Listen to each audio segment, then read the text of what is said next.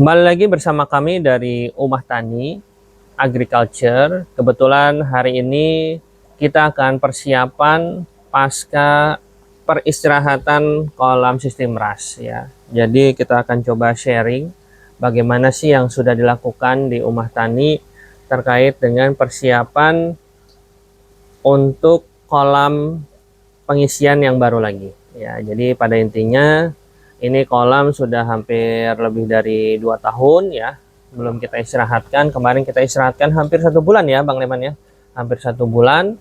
Nah setelah itu kita coba aktifkan kembali ya. Biasanya treatment ini yang kita lakukan ya, mudah-mudahan ini bisa bermanfaat buat teman-teman semua, apalagi yang sama-sama berbudidaya ikan. Kebetulan kami yang budidaya di sini ikan nila ya, karena kita fokus di ikan nila dengan sistem RAS ya.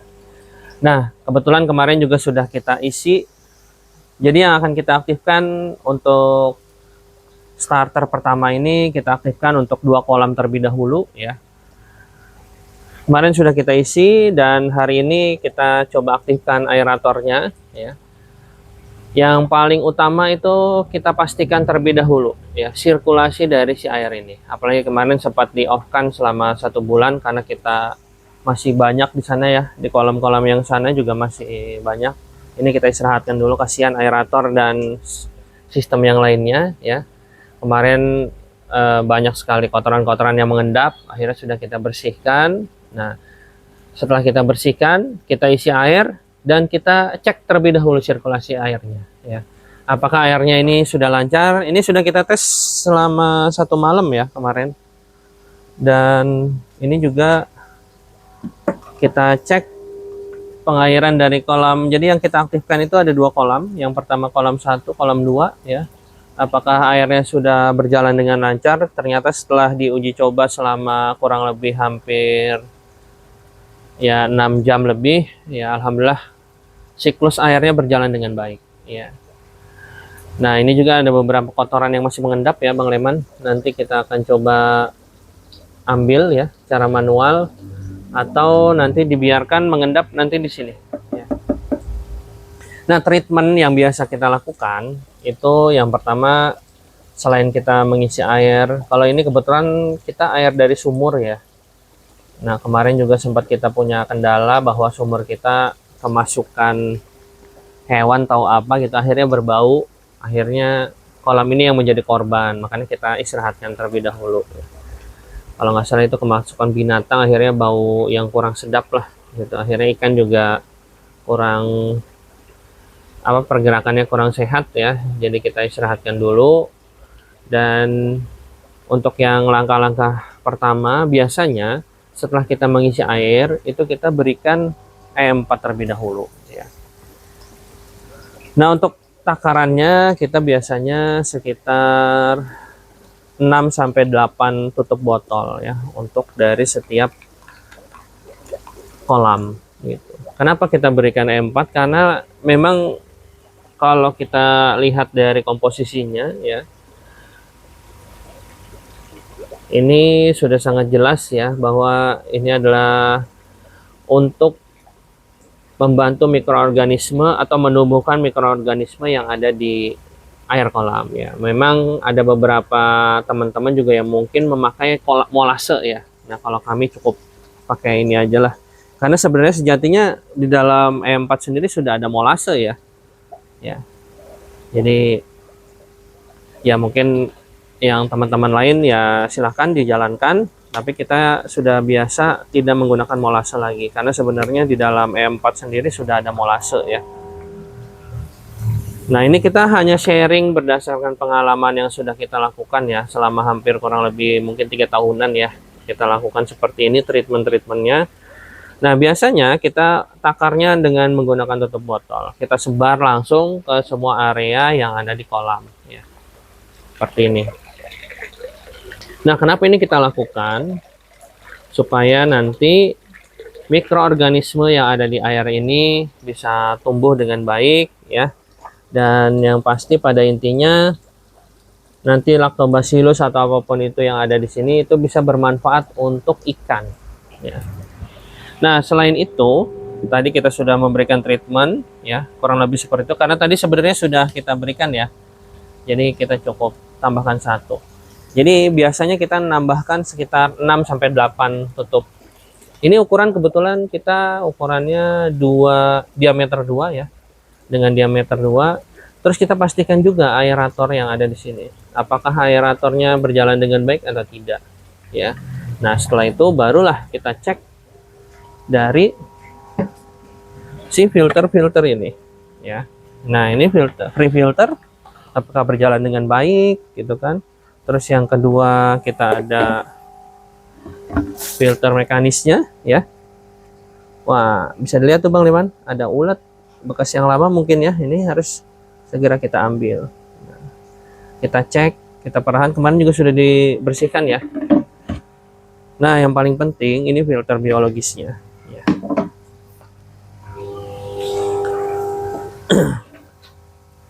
Nah, dalam penggunaan filter biologis, coba ambil booster itu ya. Nah, yang paling penting dari sistem RAS itu adalah sistem biologis. Filter biologis, sorry. Ya, nah filter biologis itu kita pastikan secara perkembangan coldness-nya juga sudah kita bersihkan kemarin ya. Ini sisa-sisa yang kemarin kita semprot. Yang paling penting adalah ketika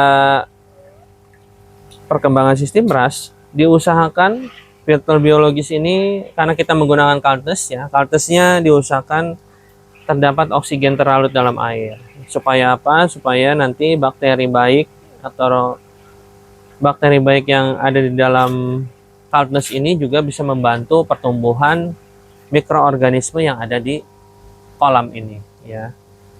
Nah, biasanya treatment awal itu kita menggunakan booster cell multi ya. Ya, ini bukan promosi ya, karena kita biasa pakai ini. Itu biasanya kita tambahkan sekitar 2 tutup botol ya. Jadi untuk mempersiapkan bahwa kolam ini sudah siap kita simpan ikan atau belum. Biasanya treatmentnya kita lakukan 2 tutup botol. Nah, yang pasti bentuknya harus seperti ini ya. Bisa dilihat Bang Leman ya. Coldness-nya itu bergerak. Nanti mikroorganisme mudah-mudahan bisa tumbuh dengan baik ya. Seperti ini. Biasanya kita tambahkan 2 tutup cell multi ya, booster. Yang pertama ini masih tentang setiap isinya ya, itu mengandung mikroorganisme ya, sama yang pasti untuk meningkatkan kualitas lingkungan budidaya ya. Pastinya ini juga bisa membantu ya. Nah, seperti ini.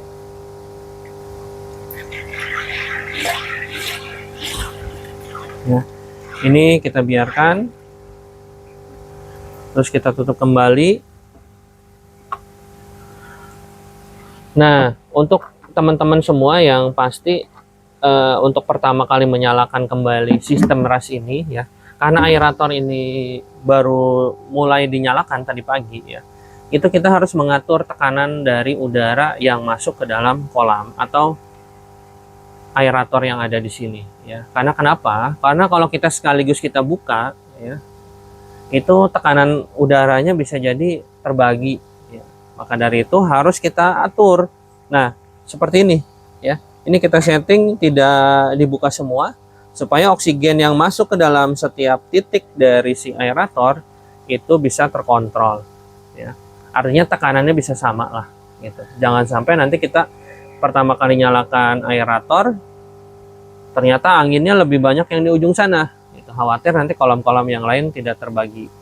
Kebetulan kita menggunakan aerator ukuran 200 ya, LP200 itu untuk 4 kolam dengan 2 titik masing-masing, berarti kan ada 8 titik dan aerator masing-masing 1 titik, berarti totalnya ada 8, 9, 10 titik gitu. Yang alhamdulillah selama ini sih masih berjalan dengan baik ya, masih bisa lah untuk bisa mengaktifkan oksigen yang ada di sini seperti itu.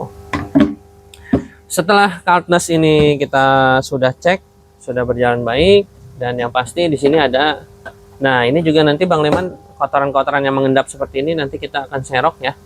Kita akan bersihkan dulu. Apa semut atau apa ini? Semut ya? Hah? Kotoran ya?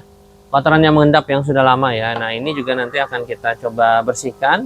Kita pastikan bahwa dalamnya ini adalah pH buffer.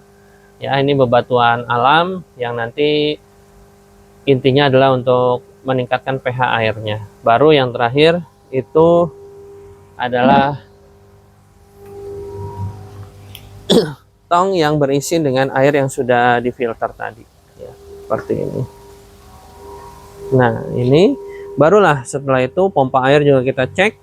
Setelah kita cek bahwa tekanan dan alirannya sangat bagus, sudah cukup. Nah, barulah nanti setelah ini kita akan uji coba.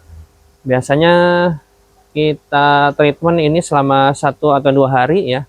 Setelah ini kita akan masukkan ikan-ikan yang kecil untuk uji coba bahwa air ini tuh sudah aman untuk bisa nanti ditempati oleh teman-temannya gitu. Biasanya kita lakukan treatment 1 sampai 2 hari ya. Terus juga sambil menunggu oksigen terlarutnya ini sudah baik untuk budidaya ikan ya. Nah, kelebihan sistem RAS sendiri memang kalau dari segi perawatan ya, kalau kita lihat di kolam yang sebelah sana,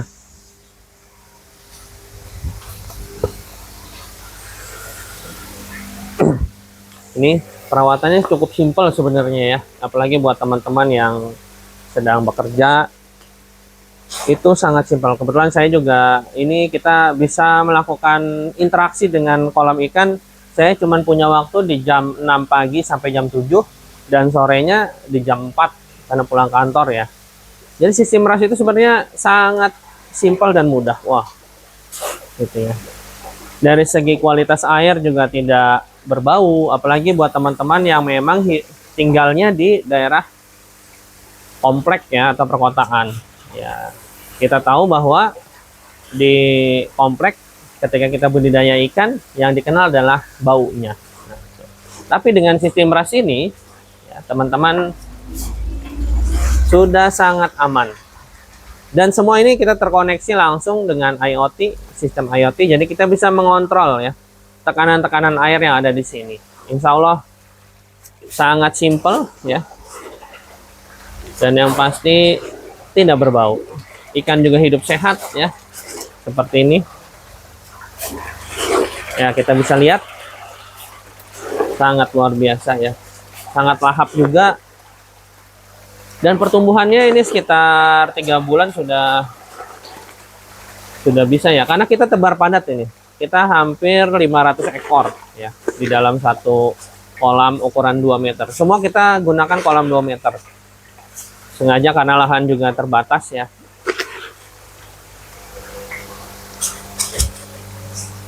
Ya. Jadi buat teman-teman yang pengen budidaya ikan nila dengan sistem RAS bisa hubungi kami ke nomor 0813 883 4554 ya. Jadi kebetulan kami menjual equipment ini. Kita satu paket, itu paketnya udah include 4 kolam. Kita coba beton seperti ini ya buat pondasinya. Terus filternya sudah siap dengan isinya dan juga aerator juga sudah kita siapkan. Dengan sistem controlling IoT juga sudah kita siapkan dengan pakan nanti sekitar 200 kiloan ya. Terus juga nanti bibitnya juga sudah siap. Jadi teman-teman dengan budget nanti yang akan kita berikan itu sudah siap, tinggal langsung budidaya saja. Nanti kita akan pantau secara online ya, kita diskusi segala macam. Artinya tetap kita akan bimbing sampai di panen pertama ya. Kebetulan mitra-mitra kita juga sudah alhamdulillah sedang berjalan. Mudah-mudahan semua yang menjadi mitra Umah Tani bisa menjalankan budidayanya dengan baik. Mungkin itu yang bisa kita share pada kesempatan kali ini ya. Bagi teman-teman yang senang atau ingin coba berbudidaya ikan nila khususnya ya. Kenapa kita budidaya nila? Karena memang harga dari ikan nila sendiri lumayan cukup tinggi ya. Kalau kita jual sekitar 40.000 per kilo. Seperti itu. Di sini pasaran sekitar 40.000. Mungkin di daerah teman-teman yang lain berbeda-beda. Kita jual ecer ya. Kita Kita tidak jual ke tengkulak karena kebetulan rumah Tani juga pinggir jalan. Jadi alhamdulillah masyarakat sekitar atau di lingkungan sini pada membeli ecer dari ikan nila. Terima kasih buat teman-teman yang sudah menonton. Jangan lupa like, comment, subscribe channel Umah Tani Agriculture untuk kita semangat berbagi pengalaman, berbagi inspirasi seputar pertanian, perikanan, dan juga peternakan. Terima kasih. Jangan lupa semangat untuk berbudidaya ikan. Sampai bertemu di video selanjutnya. Terima kasih.